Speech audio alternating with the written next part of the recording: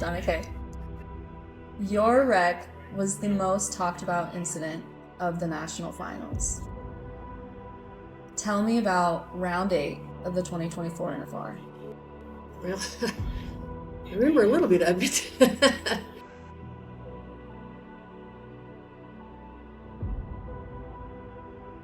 Superstar Dona Kay Rule, Minko, Oklahoma.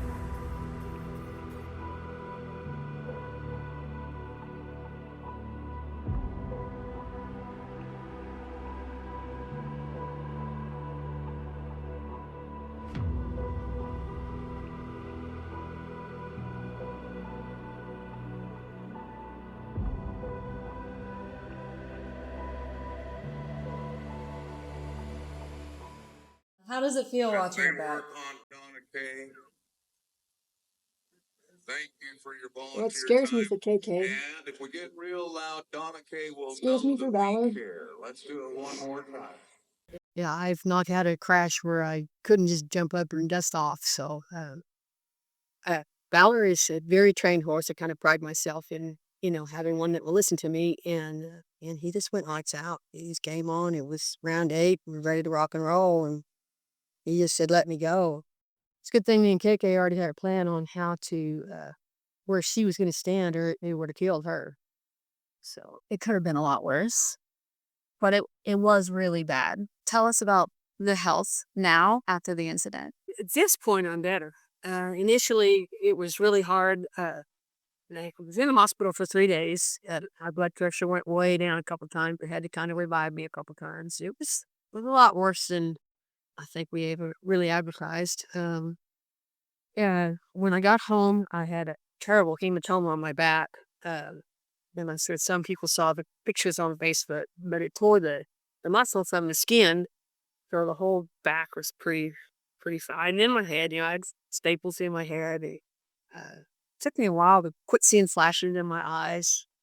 Uh, but I knew I better get it together and get back at it or give up. And I wasn't about to give up.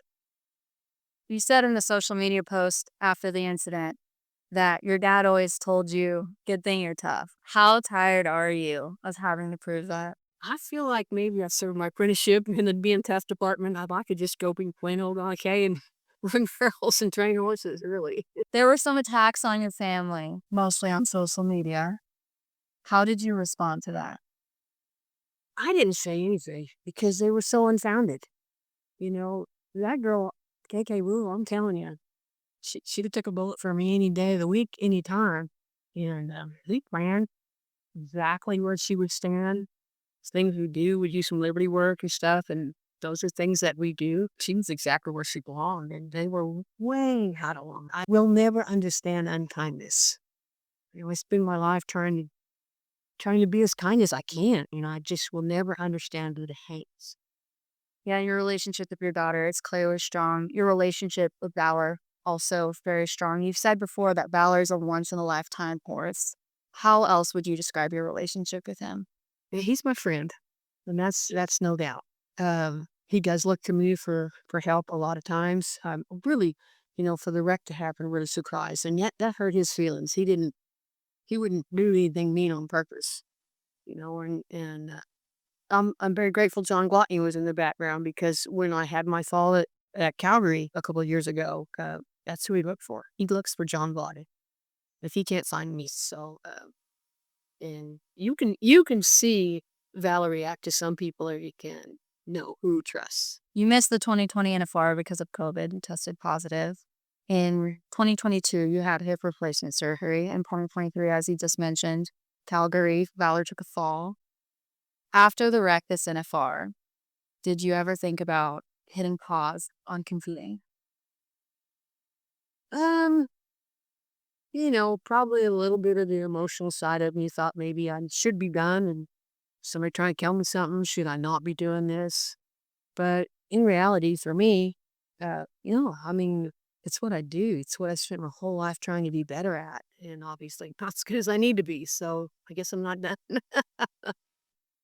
Some would say you've been unlucky, specifically when it comes to your hand belt at the NFR. Would you agree? Yeah, I kind of wonder why I want to go there sometimes.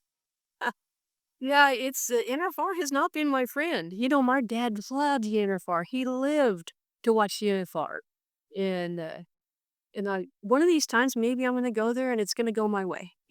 Do you see that happening with Valor specifically? I don't know. He's 16 this year, so he doesn't owe me anything. I owe him everything, and I hope that I'm worthy of what he's giving. What sets him apart from other horses you've competed on? Primarily his willingness to try to understand, and I've got a colt that I like, and he's talented and he's built to do his job, but he doesn't care. Valor would anxiously crawl the wall if that's what he thought you were. So that's probably sets him apart. And then, he's amazingly sound. And of course it has to do with conditioning and conformation and all those things, but he wants to do his job. Would you say barrel racing is one of the toughest events to not only compete in, but also to come back mentally after specifically an incident like yours? Yeah. Yeah. And there's nothing like having a wreck on horse. I don't know. I've got a pretty tough core and I can get through a lot of stuff, but I had to talk to myself quite a bit in that first run back. I was a little pinched up, to tell the truth. But I knew I better get on it and get over it. So, but yeah, it's frightening. Something goes south on you and you fall. It's just tough to get over the hump. What are some things that you do or did to mentally come back, specifically when you cracked back out at Fort Worth? I mean, how did you get back into the mental competitive space? Watched a lot of videos. Went back to my basics while I was riding at home. Everything focused, everything correct. Look at your ground, not your horse's ears. Sit in the middle. It's soften your hips, soften your ankles. Listen to your horse more rather than react. I think that's one of the things that our training program, we want to work on the thinking side of the brain and not the reactive side of the brain. I worked on that by myself a little. Back to the fundamentals. Fundamentals, key to everything. For 10 years, you and your husband made the world champion saddles for the PRCA. Are you still dreaming about sitting in your own world champion saddle? I don't know if it's meant for me. With what's happened at the NFRs in the past, maybe it's not. Maybe my job and maybe God wants me to spread just inspiration and not quit. That's okay. I had resigned before I was 60. I really didn't have that horse, and I had been resigned to. Wouldn't it be cool to see one of my horses run at the NFR? And a couple have, but it was even cooler for Dona Kay to run there. So, I don't know. We'll see. We'll see what the plan is. I think that a lot of barrel racers would describe, not only barrel racers, rodeo fans would describe you as selfless, humble, and tough. But I think that we often leave off the emphasis of that tough part. Where does your toughness, where does that come from? Where did you get that?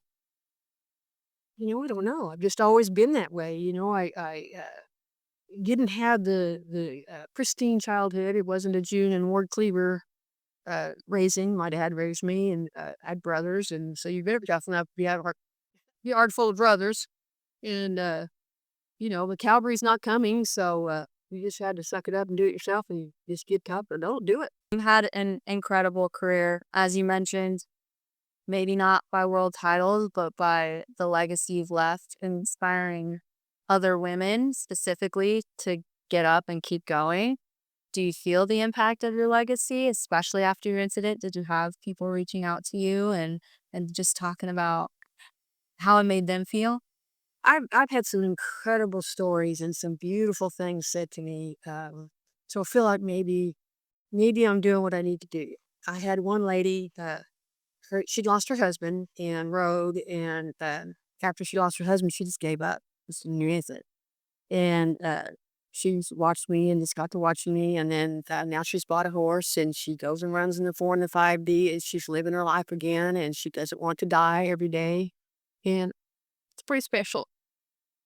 It's incredibly special. So your relationship with your daughter, very special. I think a lot of people from the outside can tell. What do you hope you have passed down to your daughter that she continues? Oh, she obviously continues the care for others. And she is your friend to the end. So that's the most loyal human you ever meet. I would like for her to, she can't be any more dedicated than she is to what she does and to be good at what she does. I would like for her to have success and find a fat horse before she's 60, of course. But she's a terrific mother. She's a dear friend. She's helps us at our farm so much, our ranch. She does so many things. He drives a tractor and the skid steer. She has a brother Marshall that doesn't he doesn't rodeo, but boy, together they can get some stuff done. So I just hope everything for her. Since the NFR, you celebrated a birthday. You made your first run back out at Fort Worth, and you've been going down the road. Would you say this is a comeback here? I'd like to hope so. I'd like to find something else to help Valor, another horse.